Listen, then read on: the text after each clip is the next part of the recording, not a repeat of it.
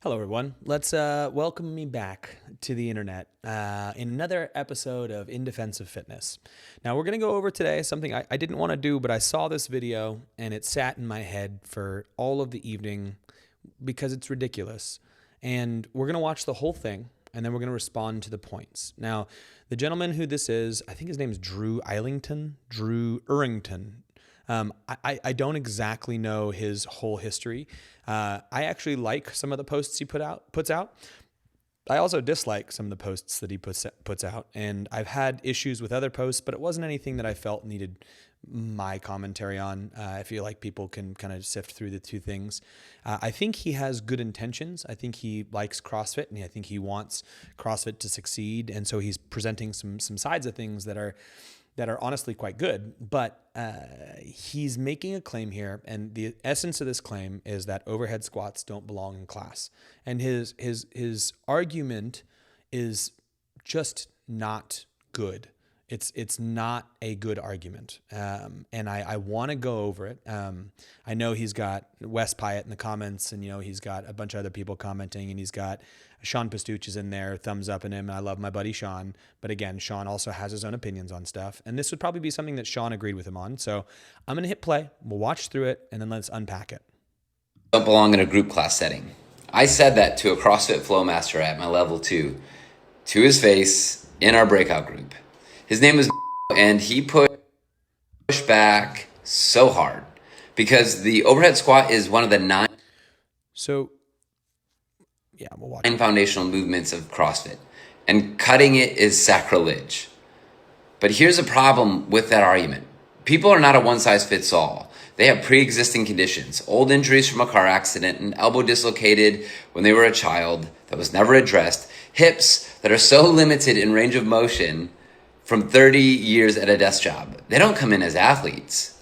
And giving someone a movement their body isn't ready for is a recipe for injury. And once you break that trust, they don't come back. So I changed the question to, what does an overhead squat do for your 82-year-old client with those limitations? And he had no answer. Not because he's a bad coach.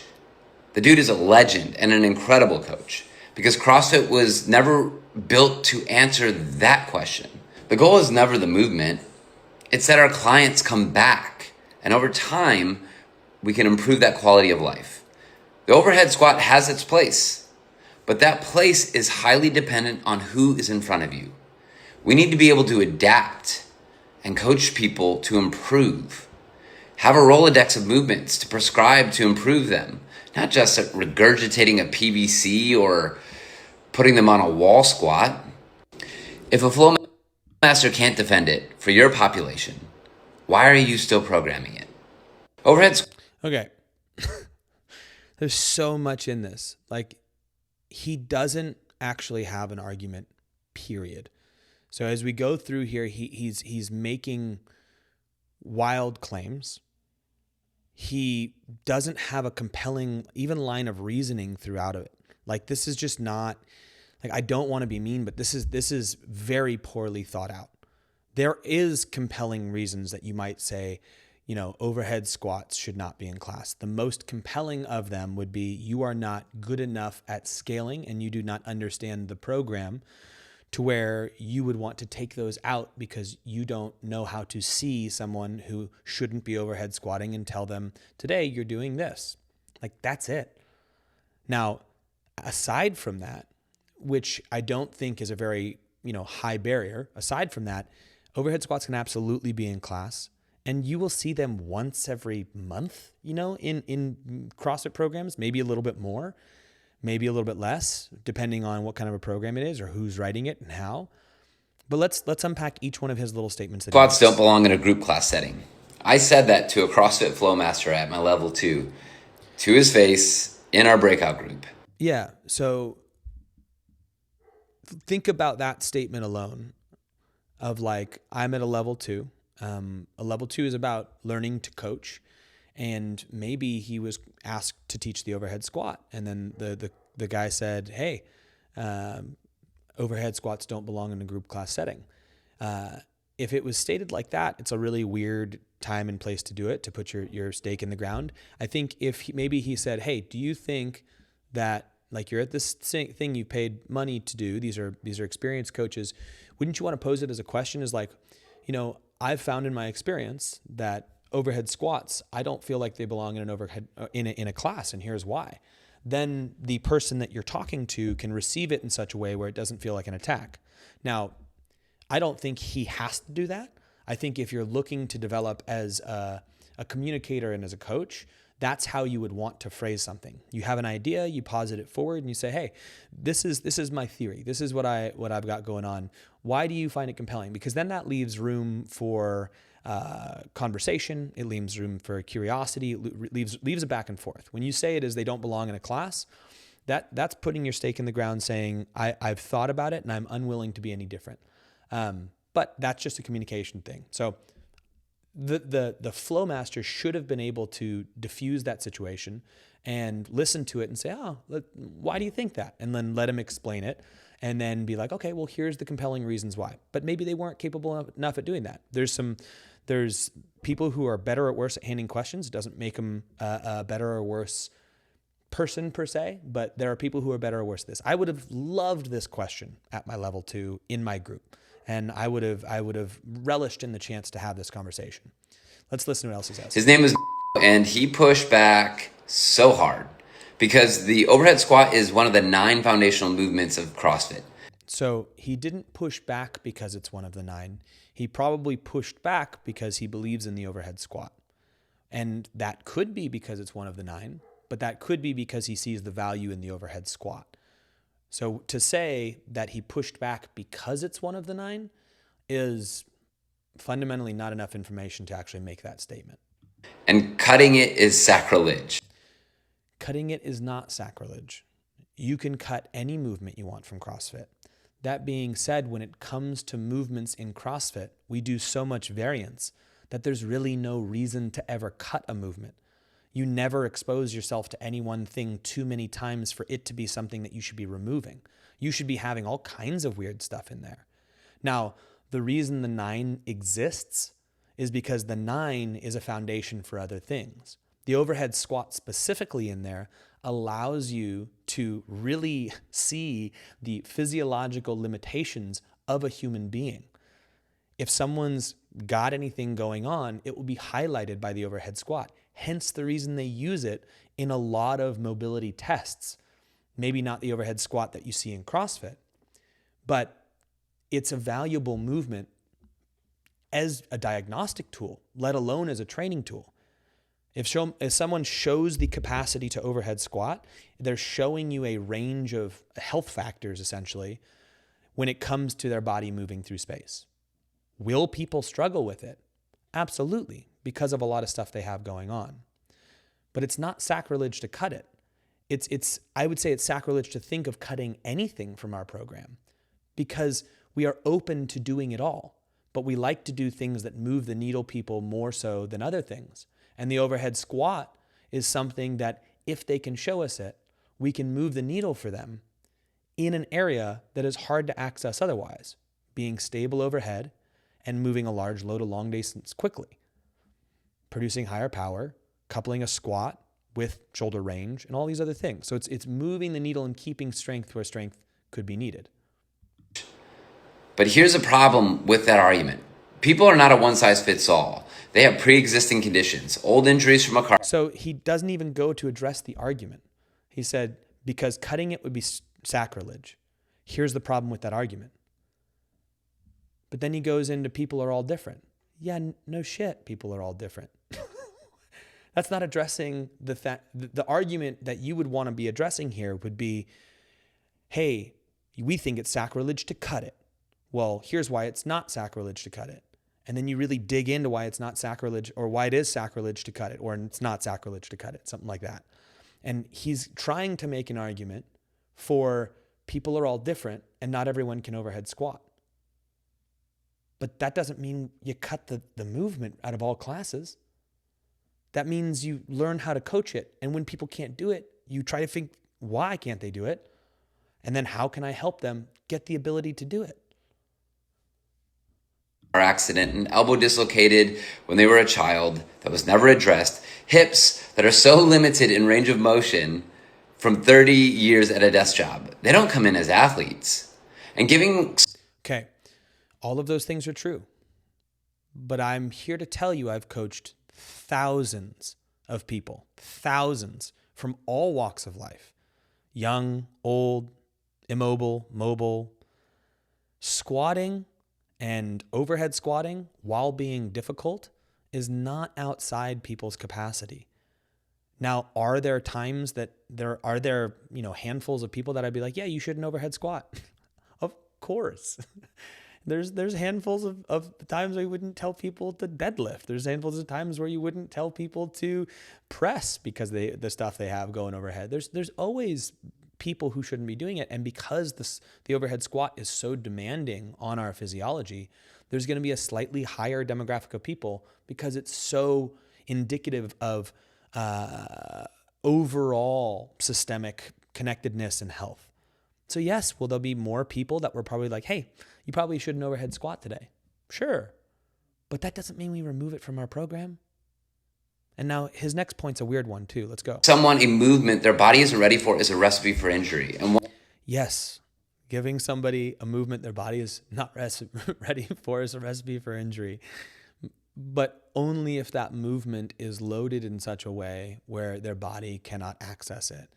And body weight could be that load. PVC could be that load. But we should be able to see that with some basic watching of them do an air squat or a partial range overhead squat in a warm-up, in which case any coach, any human watching someone move would go, that person looks like they're struggling extra hard. Maybe I should see if I can adjust it in a way that they won't be struggling. And if they are struggling too much even then, maybe I then modify the movement. That is not a hard process. To pretend that it is crazy. once you break that trust, they don't come back. So the statement is, once you hurt them and you break that trust, they don't come back. That's not true. But it is something we should pay attention to. It's likely that if you hurt somebody, they will not come back, especially if it's one of the first interactions you have with them. But the jump to say that exposing someone to an overhead squat will hurt them is huge. It's huge. In fact, in my 22 years of coaching, which is longer than this gentleman's been a strength coach, and I'm not trying to hate on him here, but this has been in my mind for a while. I have never seen someone hurt themselves overhead squatting or attempting to overhead squat. Snatching, maybe. But overhead squatting is so controlled. It's like maybe some high-level athletes really pushing the limits, but I've never seen it. I'm not saying it doesn't exist. And just because I've never seen it doesn't mean it's not a thing. But to make it out to be a giant point like this, like people are coming to your gym and they're trying overhead squats for the first time with PVC pipes and they're hurting themselves and you broke that trust and you should never do it. This is fear-mongering at its finest. This is the type of stuff that breaks our community apart. People who post out a claim like this that says, this is how you should do it, and I can't believe gyms are still doing it. This is a fundamental misunderstanding of delivering of material. It's heartbreaking because, again, this guy knows his stuff. I've seen him make other great posts, but this is fun. This is purely fear-mongering for fear-mongering's sake. It is silly. So I changed the question to... Okay, so that sentiment was not even valid. That's why it's such a BS argument. Now let's watch this second piece. He's going to do a new question. What does an overhead squat do for your 82-year-old client with those limitations? What is the volume of members who are 82-year-old clients with all of those limitations? It's very low. Very low. It's 1% of any given gym. Maybe it's at a high 5% of any given gym. The average member is 30 to 50 years old. Yes, they might have some pre-existing conditions, but this specific human being you're talking about is a very small percentage. Now, what would it do for that person with those limitations? We wouldn't have that person with those limitations overhead squat load. we would maybe have them attempt the first time we ever had them put something overhead. Show me a pass through. Oh, wait, you can't because you have these limitations? Let's not do this and try something else, but also examine why you were unable to do this. And is there something close to this that will push your physiology to grow and become more capable than it currently is? And so if you want a direct question to what would your overhead squat do for this person, it would show them that there's capacity that they currently don't have. And there is a range that they might be able to get to access years from now, if they ever wanted to, through other movements. That's what it would show them. And you know what the conversation looks like? It looks like this. Hey guys, we're going to overhead squat. Take a wider grip. Get everybody go show me some path throughs. Phil, it's looking a little hard. Does that hurt? Oh, it hurts? Phil, when you go overhead, are you able to hold it there? Show me. Yeah, okay. That's not going to work. So for today, why don't what you do is you're either going to half squat down with that grip overhead, or what we're going to do is we're going to bring it to a front squat. Can't do a front squat, Phil? Throw it on your back. We're going to still do a squatting motion. We'll talk about that shoulder stuff another time. And then after class, you talk to Phil about his history and his pathology. That's the one guy in your class, this 80-year-old dude who was diagnostic. It happened that quickly. Boom, you move on. And he had no answer. He had no answer. There's no way he had no answer. He might just not have had an answer that you enjoyed. Is an overhead squat moving the needle for an 82-year-old person with all those limitations? No. No one's making that claim. It's not at all about that. That is a crazy claim to make. Not because he's a bad coach. The dude is a legend and an incredible coach. Because CrossFit was never built to answer that question. CrossFit is a fitness program. It's built to answer the question of, can I say yes to life? What program allows me to say yes to life better? Overhead squat are diagnostic of your ability to move your body through a range of motion and build strength there if you have that range of motion, which would then allow you to say yes to life in a different way. For the 82-year-old person, it would be a diagnostic tool, not a training tool. That's a very simple separation. CrossFit was built to answer that, but not directly the way you're putting. The goal is never the movement. It's that our clients come back. Yeah, you're right. The goal is never the movement, but the movement allows our clients to see results to where they want to come back. And over time, we can improve that quality of life. Yes, I agree with that statement. What you are saying there is true. But what you said to preempt this when it comes to why and how we would do that is not true.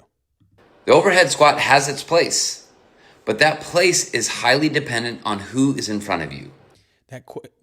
The place, yes, any movement is highly dependent on the person who is directly in front of you. Every movement you ever do when you're coaching is dependent upon the person who's in front of you. And some are more applicable to more people and some are applicable to less people. But that doesn't mean that you can't do them. It's very easy in the moment to modify for an individual who is in front of you. We need to be able to adapt and coach people to improve. Yeah. Have a Rolodex of movements to prescribe to improve them. A whole Rolodex, maybe including an overhead squat.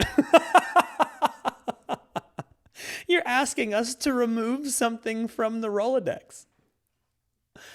Oh my gosh. Not just regurgitating a PVC or putting them on a wall squat.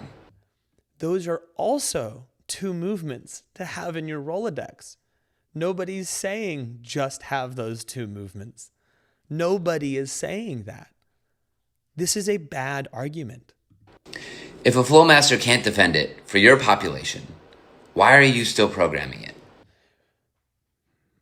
I don't have anything to say to that last statement. I am a Flowmaster.